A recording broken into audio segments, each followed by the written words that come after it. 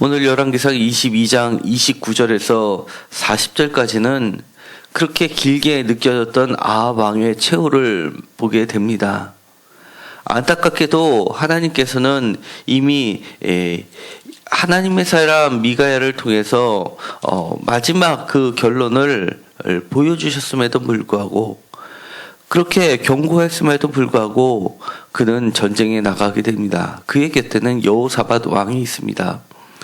여호사밧 왕에 대해서는 그 뒤에 소개가 되고 있지만 사실은 매우 좋은 왕으로 소개하고 있다는 것이 우리는 더욱 놀라게 됩니다. 잠깐 열왕기 역대하 17장을 보도록 하겠습니다. 역대하 17장에 보면 여호사밧 왕에 대해서 이 열왕기 하에 나오는 것, 상에 나와 있는 것보다 훨씬 자세하게 그려내고 있습니다.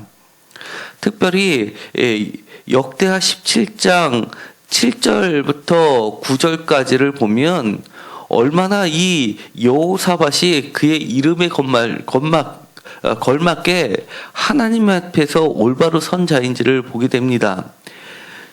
역대하 17장 7절에 이렇게 되어 있습니다. 그가 왕위에 있은 지 3년에 그의 방백들, 그의 지도자들 베나일과 오바댜와 스가랴와 느다넬과 미가엘을 보내어 유다 성읍에 가서 가르치게 하고, 여기서 미가야는 선지자 미가야를 나타내는 것이 아니라 동명이인이 될 수 있습니다.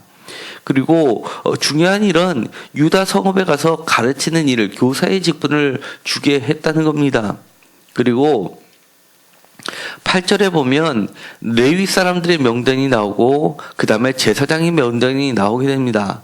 레위 사람들과 제사장 사람들을 보내고 9절 그들이 여호와의 율법책을 가지고 유다에서 가르치되 그 모든 유다 성읍들로 두루 다니며 백성들을 가르쳤더라. 이 모든 일을 시작하기 전에 이렇게 하나님 앞에서 자신이 올바로 섰을 뿐만 아니라, 그리고 유다 사람들의 공동체를 회복하는 일에 하나님의 말씀 위에 바로 설 수 있게 가르쳤다는 것이 이 여호사밧 왕의 초기 실적을 그렇게 그려내고 있습니다. 6절에 보면 그가 전심으로 여호와의 길을 걸어 산당들과 아세라 목상들도 유다에서 제거하였더라라고 하면서 이 여호사밧의 그 말뜻이 여호와께서는 재판장이시다라는 그 말처럼 그는 하나님 앞에서 바로 섰을 뿐만 아니라 그가 다스리는 유다 모든 성읍들에 이렇게 바르게 하나님의 말씀으로 설 수 있게, 그리고 진정한 하나님의 말씀으로 그들의 삶을 점검할 수 있게 했다는 것이 그가 가장 높이 평가받는 요인 중에 하나가 됩니다. 그런데도 불구하고 그가 이 아합 왕과 사돈 관계를 맺으면서 그리고 이처럼 이 하나님의 경고를 무시하고 그가 이렇게 최후의 모습을 안타깝게 맞고 있다는 것이 얼마나 우리를 안타깝게 하는지 모릅니다. 이것은 우리에게도 경고가 될 수밖에 없습니다. 우리들의 처음 삶의 알물이 옳고 하나님 앞에서 귀하게 여김을 받았다 하더라도 이렇게 악한 사람과 짝을 했을 때는 자신의 죽음의 막바지에 돌아섰음에도 불구하고 그것을 돌이킬 수 없는 상황까지 가게 되는 것은 정말 이해하기 어려울 정도입니다. 게다가 전쟁터에 나갔을 때 당신은 왕복을 입으소서라고 하는 아합 왕의 말에 그만 자신이 아합 왕의 옷을 입고 이 아합 왕은 다른 신하들의 옷을 입고 변장하게 나가게 됩니다. 상대편은 이렇게 오직 이스라엘과 싸워라라고 하면서 큰 자나 작은 자나 더불어 싸우지 말고 한 사람을 위한 전쟁이 돼버리고 맙니다. 결국 이 여호사밧이 왕이라고 여겨졌던 사람은 여호사밧을 죽이려고 합니다. 그런데 이 여호사밧이 소리를 지르게 됩니다. 아마 하나님을 향해서 간절한 마음으로 기도를 올렸지 않았을까 싶습니다. 그가 이스라엘 왕이 아님을 보고 쫓기를 그쳤다라는 것도 하나님의 기적적인 방법으로 그의 젊었을 때 하나님 앞에 올바로 섰던 것을 하나님께서 기억하시고 목숨만은 살려주시는 모습이 되게 됩니다. 그런데도 불구하고 하나님의 예언의 말씀은 조금도 달라지지 않습니다. 그것도 한 사람이 우연히 활을 당겼는데 이스라엘 왕의 갑수의 소리를 마치고 그만 그 부상이 심각하게 되게 됩니다. 그것으로 끝나는 것이 아닙니다. 우연이라고 하였지만 우연이 아니라는 겁니다. 이날의 전쟁이 맹렬하였으므로 그만 나가지 못하고 그 피가 오래 흐르게 되자 병거 바닥에 고였다라고 하게 됩니다. 작은 상처가 시간이 오래되면서 피가 얼마나 멈추지 않고 그리고 그는 계속해서 움직일 수밖에 없을 정도로 전쟁이 맹렬하였기 때문에 그만 피를 과도하게 출혈하여서 죽게 됩니다. 37절에 왕이 이미 죽은 후에 그의 시체를 메어서 사마리아에 이르렀을 때 왕은 사마리아에 장사하게 됩니다. 그리고 이 38절에 보면 그 병거를 사마리아의 못에 씻음에 개들이 그의 피를 핥았으니 여호와께서 하신 말씀과 같이 되었더라라고 하면서 이 미가야가 했던 말에 그대로 성취됨을 보게 됩니다.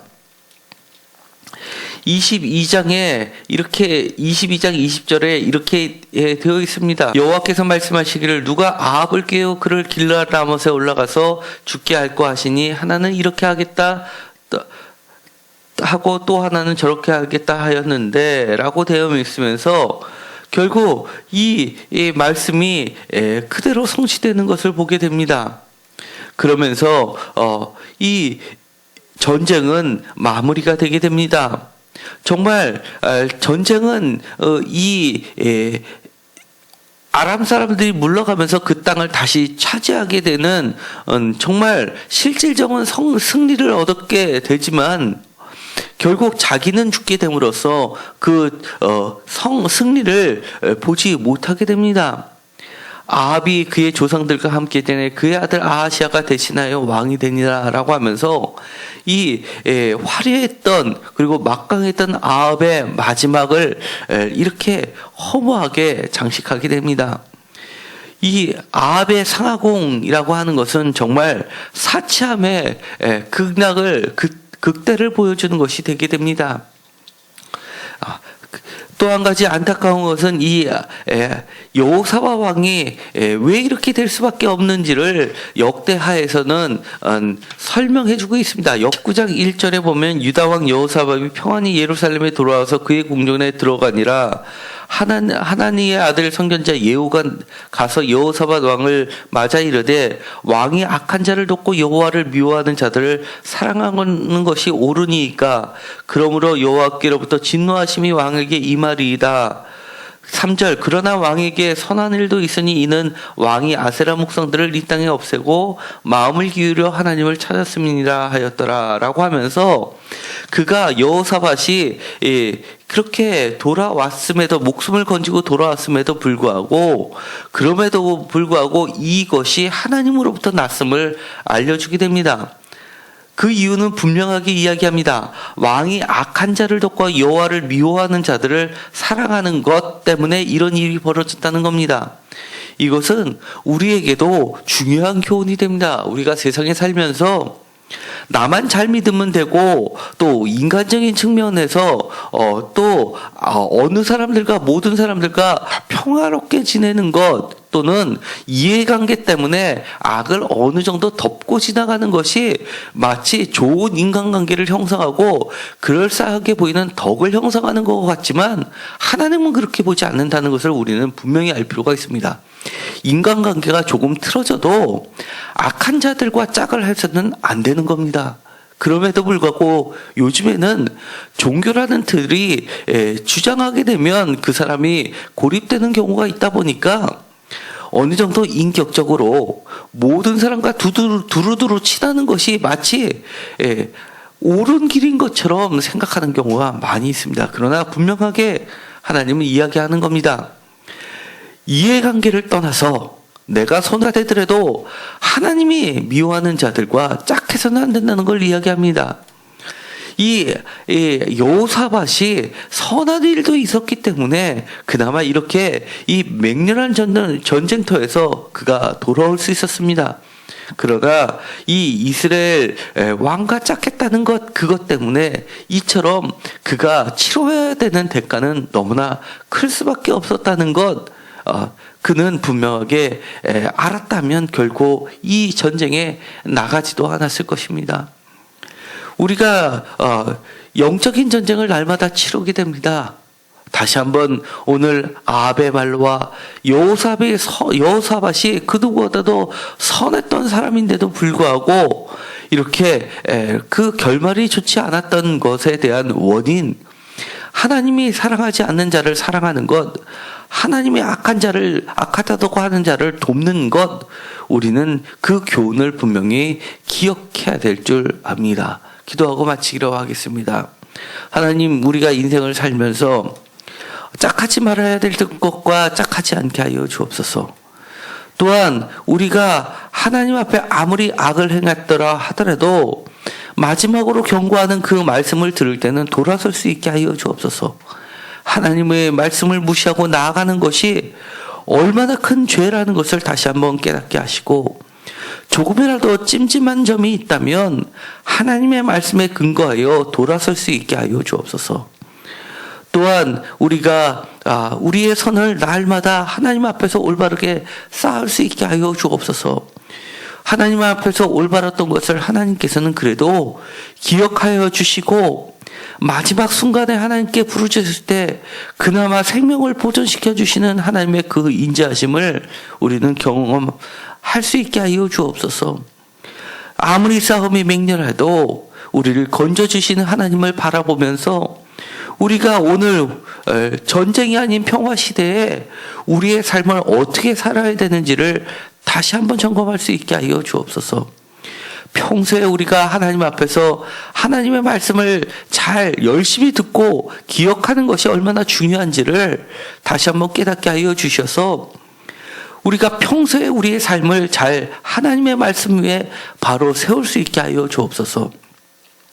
또한 나만 잘하는 것이 아니라 내 주변에 있는 사람들에게도 하나님의 말씀 가운데 바로 설 수 있도록 우리가 최선을 다할 수 있게 하여 주시옵시고, 이처럼 매일매일 날마다 벌어지고 있는 하나님의 말씀을 듣는 이 새벽 예배, 그리고 수요 예배, 또 주일 예배를 또 드리는구나라고 생각하는 것이 아니라 오늘 안 드려도 내일이 또 있지라고 생각하는 것이 아니라 정말 하루하루가 나의 생명과 직결되는 것이구나라는 것을 기억하고 최선을 다해서 드릴 수 있도록 하여 주옵소서. 무엇보다도 하나님의 말씀을 듣는 것이 중요하다는 것을 평소에 쌓을 수 있게 하여 주옵소서. 예수 그리스도의 이름으로 기도드렸습니다. 아멘.